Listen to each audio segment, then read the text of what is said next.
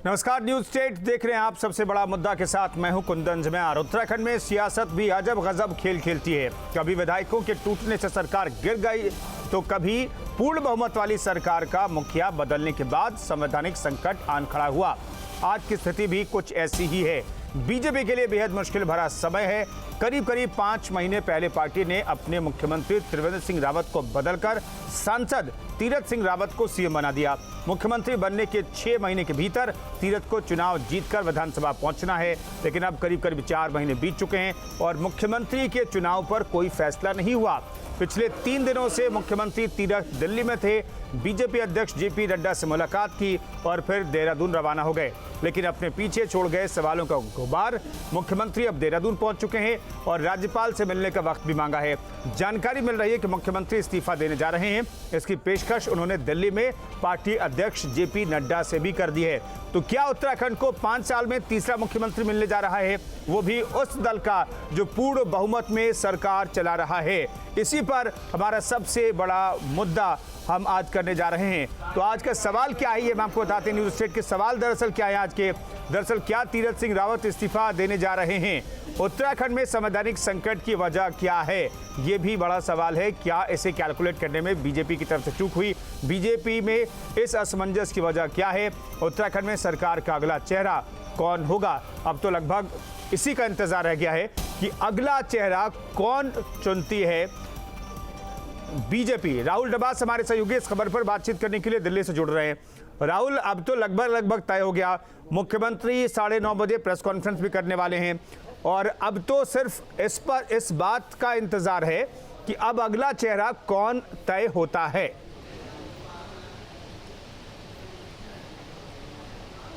निश्चित रूप से, क्योंकि ये मान के चलिए कि लगभग तय हो चुका है जब जेपी नड्डा से मुलाकात दूसरी बार हुई, क्योंकि मुख्यमंत्री पहली मुलाकात के बाद दिल्ली में रहे, 36 घंटे तक बाहर नहीं निकले, उत्तराखंड सदन तक नहीं पहुंचे। ये बात थी कि मुख्यमंत्री को पहले ही आला कमान का निर्देश मिल चुका था, लेकिन उसके बावजूद उन्हें करिश्मे की उम्मीद थी और करिश्मा आज हुआ नहीं। आज जब पहुँचे 1:10 पर तो 20-25 मिनट में ही बैठक खत्म हो गई। उसमें भी बंगलों के अंदर जाने और आने का वक्त हटा दीजिए तो 15 मिनट के अंदर ही ये करार हो गया था कि आपको मुख्यमंत्री के तौर पर इस्तीफा देना होगा। 68 दिनों के बाद आप उपचुनाव में जा नहीं पाओगे और वही होता हुआ नजर आ रहा है, क्योंकि आज 9:30 बजे प्रेस कॉन्फ्रेंस है।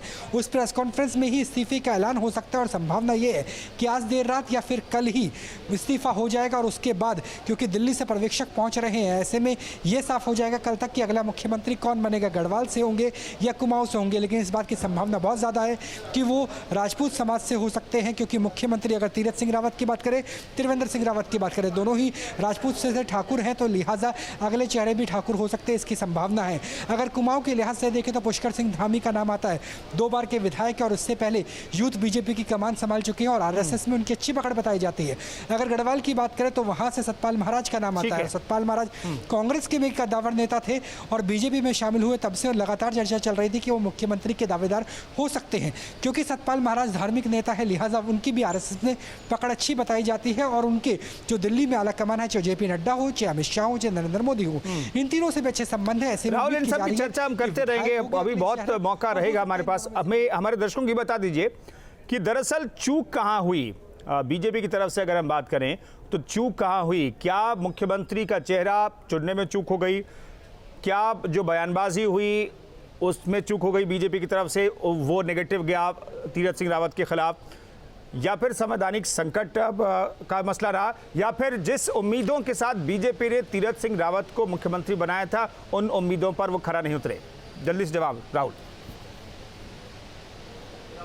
देखिए, इन तीनों चीज़ों को थोड़ा सा जोड़ दीजिए तो आपका आंसर आपको मिल जाएगा। क्योंकि जिस तरीके से ये प्रथा रही है 1997 के बाद, उड़ीसा के घटनाक्रम के बाद, गमांग जब मुख्यमंत्री थे उन्हें छोड़ करके कोई ऐसी परिपाटी नज़र नहीं आती बीते 2 दशक से ज़्यादा में, या 2.5 दशक के आसपास किया जाए, जब 1 साल से कम विधानसभा चुनाव में बचा और उपचुनाव करवाया जाए।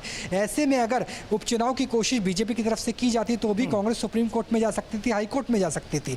लिहाजा बीजेपी ने रास्ता चुना नहीं, क्योंकि पेंडेमिक भी है, मानसून चल रहा है, इस वक्त उत्तराखंड में प्राकृतिक आपदाएं भी अक्सर आती रहती है। और अगर बंगाल की बात करें, पश्चिम बंगाल की मुख्यमंत्री भी फिलहाल विधायक नहीं है, यानी 25 सीटें हैं पश्चिम बंगाल के साथ ममता बनर्जी को मिला करके जहाँ पे उपचुनाव किया जाना है। ऐसे में बीजेपी ने ये संवैधानिक वाला पेज कम से कम एक दिखाने के लिए हो सकता है कि पेज था। लेकिन जो दूसरा अहम सवाल आपने खुद कहा कि तीरथ सिंह रावत इसलिए आए थे क्योंकि त्रिवेंद्र सिंह रावत अपने बयानों की वजह से चर्चा में आ जाते थे नेगेटिव तरीके से, और नए मुख्यमंत्री ने भी पुराने मुख्यमंत्री वाली गलती दोहराई है। जी ठीक है, शादाब शम्स हमारे साथ जुड़ गए, बीजेपी प्रवक्ता हैं आप।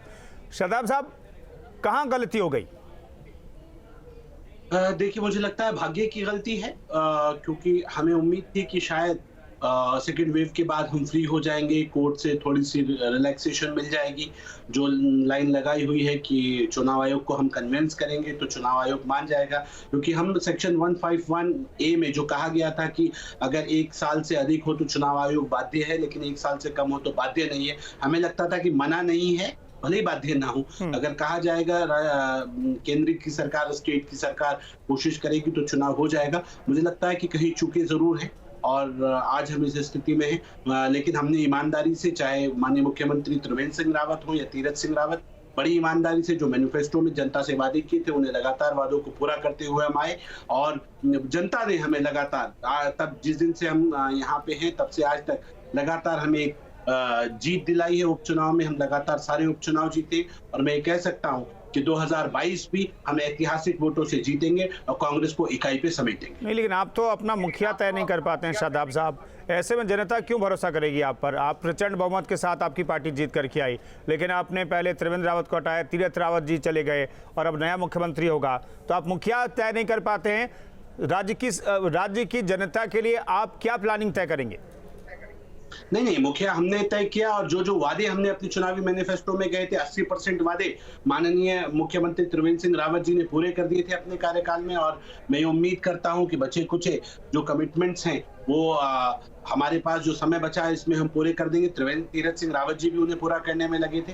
मैं ये कह सकता हूं कि हम एक वैचारिक पार्टी है और एक विचार के हिसाब से चलते हैं। हमारे यहाँ चेहरा बहुत बड़ा मायने नहीं रखता, जो सोच है, जो विचार है, जो विजन है कि उत्तराखंड को सर्वश्रेष्ठ प्रदेश बनाना है, उस विजन के साथ हम काम कर रहे हैं। और हम 72 अंक लेकर देश में तीसरे स्थान पे आए हैं। ये बताता है कि उत्तराखंड कितने मजबूत हाथों में है।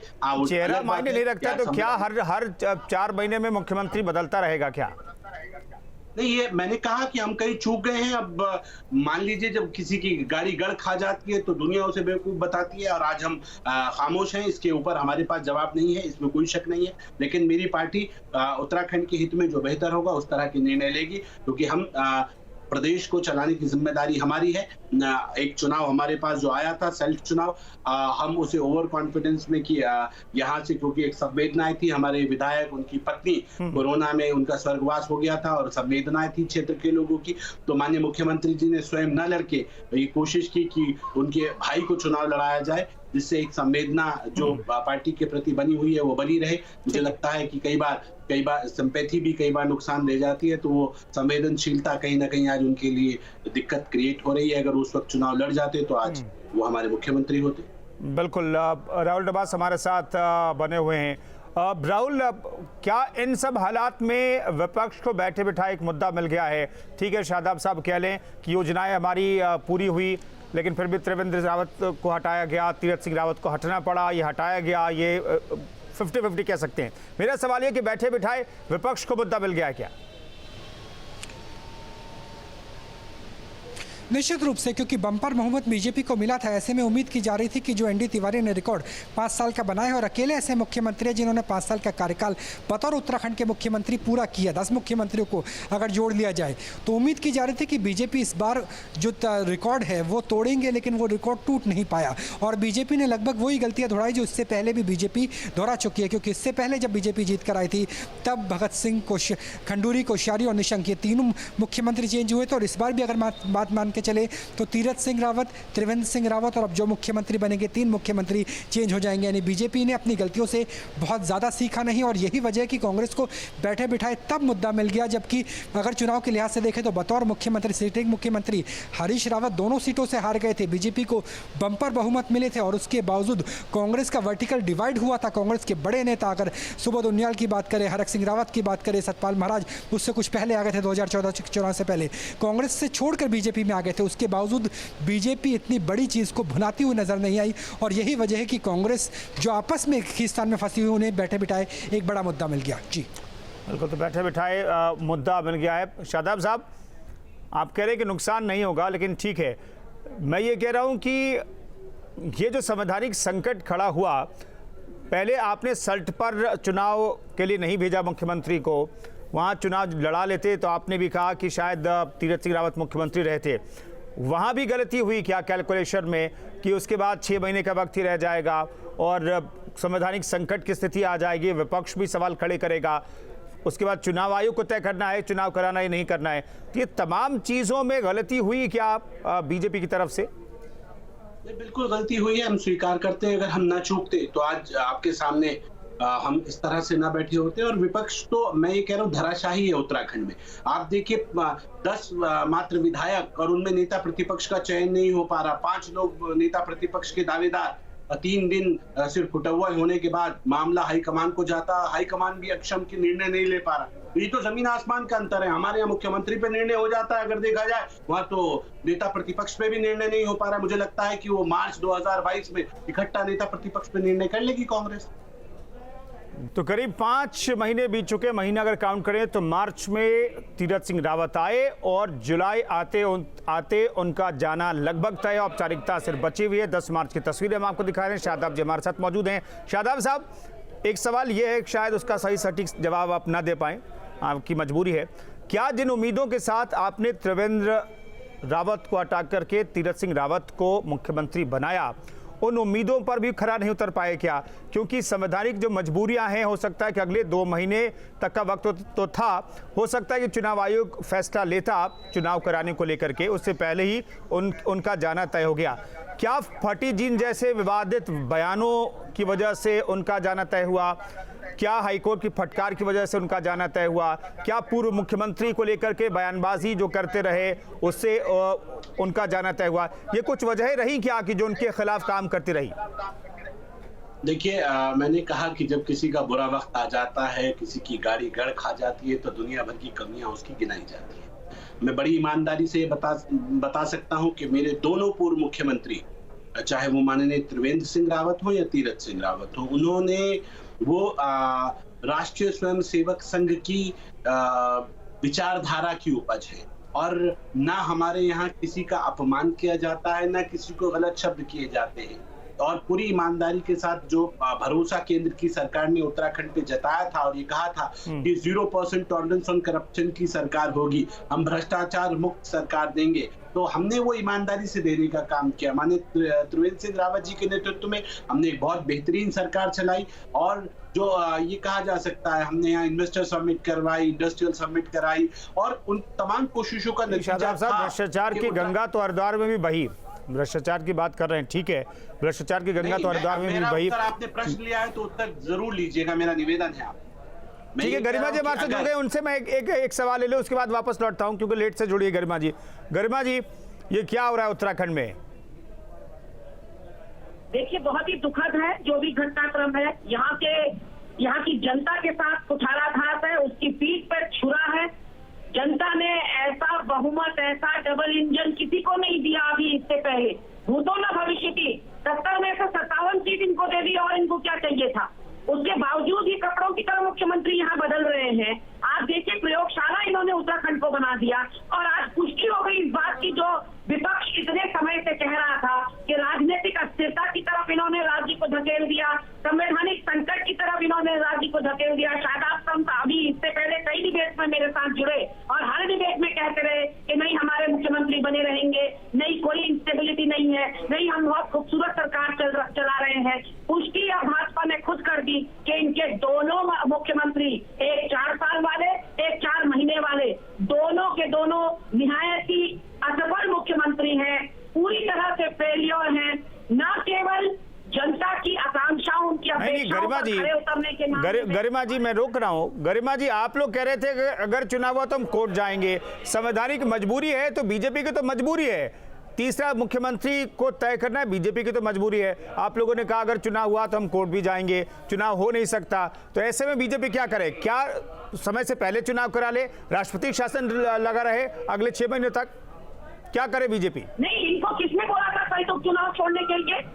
कल उपचुनाव ये लड़ सकते थे, लेकिन ये मन बना चुके थे कि तीरथ रावत की बलि ये देकर रहेंगे, क्योंकि तीरथ रावत इनके लिए देवेंद्र रावत से भी ज्यादा करेला ऊपर से नीम चढ़ा हो गया था।